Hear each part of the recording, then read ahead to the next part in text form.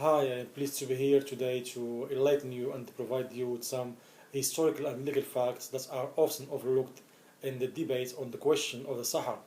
As you may know, there is an ongoing debate on social media and other circles where proponents of the Polisario always resort to distorting the facts in order to garner the support of the international public opinion. That's why I have decided today to launch a series of videos in order to set the record straight.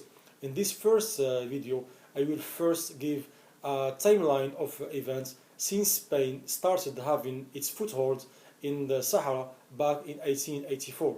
So why it is important to give this historical perspective? In my opinion, it is important because that's how we can prove that, contrary to what proponents of the Polisario claim, the history of the conflict does not start in 1973. It goes all the way back to 1884. All the historical and legal facts that I will mention in this video will support Morocco's position on the conflict and prove that the Sahara has always belonged to Morocco before Spain occupied it in 1884. Before I start, the question that should be answered is how Spain managed to obtain full possession and sovereignty of the Sahara, and whether or not its sovereignty was in line with international law. In order to answer this question, we have to go back all the way to 1859. That year, there was a war between Morocco and Spain. That war was called the War of Tetuan.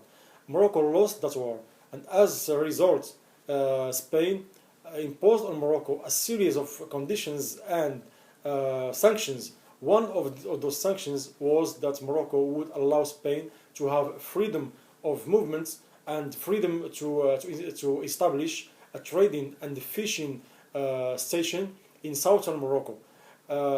Between 1859 and 1884, there were negotiations between Morocco and Spain in order to determine the location of that trading and fishing station.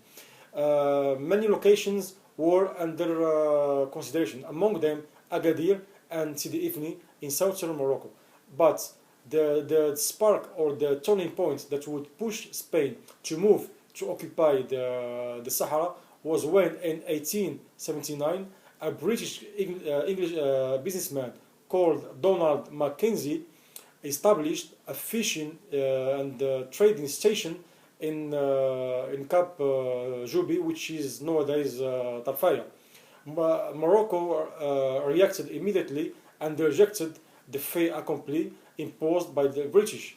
As a result, between 1879 and 1895, there were negotiations between Morocco and the UK in order to determine the legal status of the British presence in that area, and also the status of the Sahara.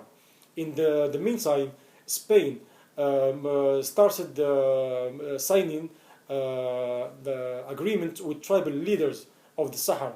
By January of 1884, Spain informed the participants of the Berlin Conference that it had acquired full possession and sovereignty of the Sahara. The participants at the conference took note of the Spanish notification, but that Spanish claim was going to be nullified 11 years later by agreements signed between Morocco and the UK. In 1895, in March of 1895, Morocco and the UK signed an agreement in which the UK recognized that the territory that extends between Cap Juby and Cap Pojador, nowadays so-called Western Sahara, belongs to Morocco. Ever since until 1904, when the UK and France signed an agreement on their respective spheres of influence in Morocco and Egypt, as well as Spain, all recognized that the Sahara belonged to Morocco. Even in 1904, when the UK accepted the principle of French and Spanish protectorate over Morocco, it clearly insisted in Article 3 of the Secret Accord signed with France in April of 1904 that Spain could not alienate any action could not take any action that would alienate the sovereignty of the territory and its sphere of influence. But the same year, turning points would happen and alter the legal status and sovereignty of the territory for the following decades. That turning point was the agreement signed between France and Spain in October of 1904. By virtue of the 1904 French-Spanish agreement, France gave Spain full possession, not sphere of influence, of the territory without informing Morocco, nor seeking approval or of the British, who had signed an agreement in which they recognized that the Sahara belonged to Morocco. There is an American author called Frank E. Trout, who published a book about the conflict in 1974.